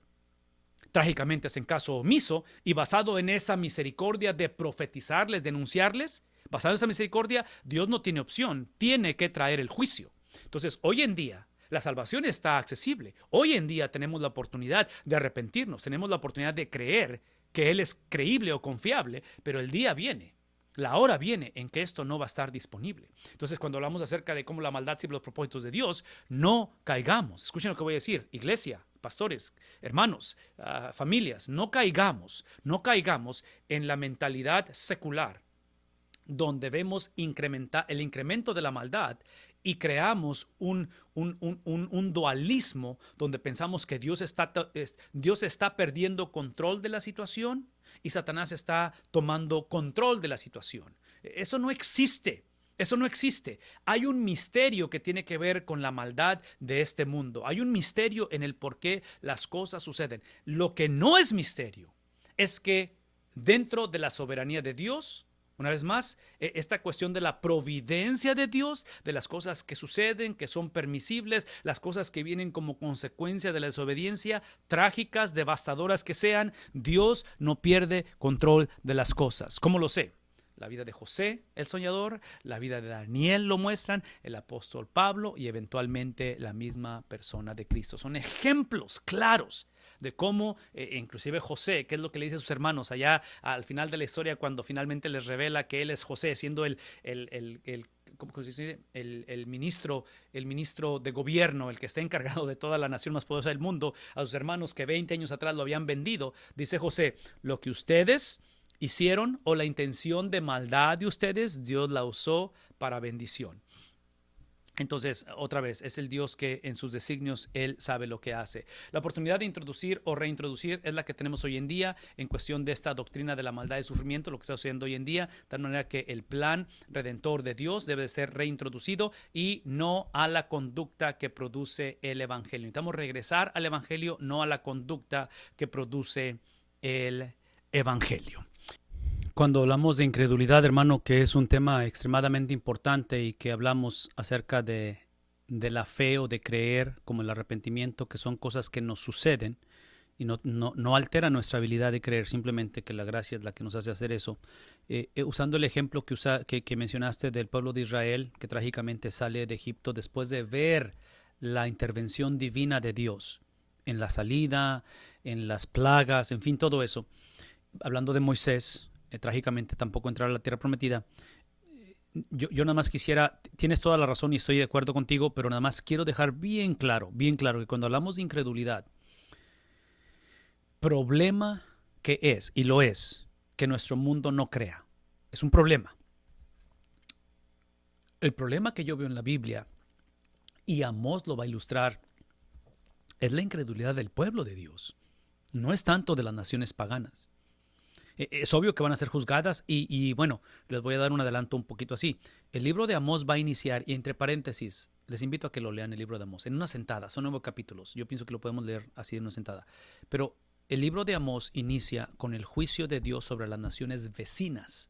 Vecinas. O sea, son naciones que no estaban, son naciones que sabían del pacto de Dios, pero son naciones que no eran el pueblo de Dios. No sé si me explico. ¿Y qué estoy diciendo? Que es obvio que el juicio de Dios es para todos, creyentes y no creyentes. La única diferencia es que, en la manera en que yo entiendo, es que el juicio va a depender en la medida en que sepamos o entendamos. Entonces, obvio que entre más sabemos, más responsables somos. Pero mi punto es este. En el tiempo de Moisés, en el tiempo de Amós, hace 2000 años, en el tiempo de la iglesia primitiva, hoy en día, el problema de incredulidad yo lo veo entre el pueblo de Dios. Entre el pueblo de Dios.